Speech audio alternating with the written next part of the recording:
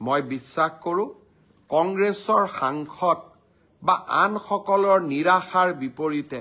আমি অসমখনক একেলগে লগ হৈ আমি আশাৰ সৰগ ভূমিলৈ ৰূপান্তৰ কৰিম আৰু মই বিশ্বাস কৰোঁ আমাৰ অসমৰ যুৱ প্ৰজন্মই অসমখনক আশা আকাংক্ষাৰ এক সপোন ভূমিলৈ ৰূপান্তৰ কৰিব আৰু যুৱ প্ৰজন্মৰ আশাক আমি এনেকৈয়ে আগবঢ়াই লৈ যাম আজি অসমৰ যুৱ প্ৰজন্মই নতুন অসমৰ সপোন দেখিছে কেইদিনমান আগত মাত্ৰ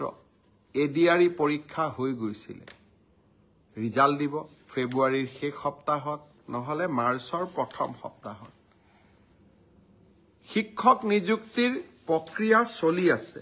৫৫০০ শিক্ষক নিযুক্তিৰ প্ৰক্ৰিয়া চলি আছে কিন্তু মই থমকি ৰোৱা নাই ৫৫০০ নিযুক্তিৰ প্ৰক্ৰিয়া চলি থকাৰ সময়তে নতুনকৈ আকৌ ৪৫০০ পদৰ আমি বিজ্ঞাপন দিলোঁ এটা এডিআৰই পৰীক্ষাৰ ফলাফল দিম আৰু লগে লগে নতুন পদৰো আমি বিজ্ঞাপন মুকলি কৰি দিম আশা স্তব্ধ হ'ব নোৱাৰে আমাৰ সপোনবিলাকক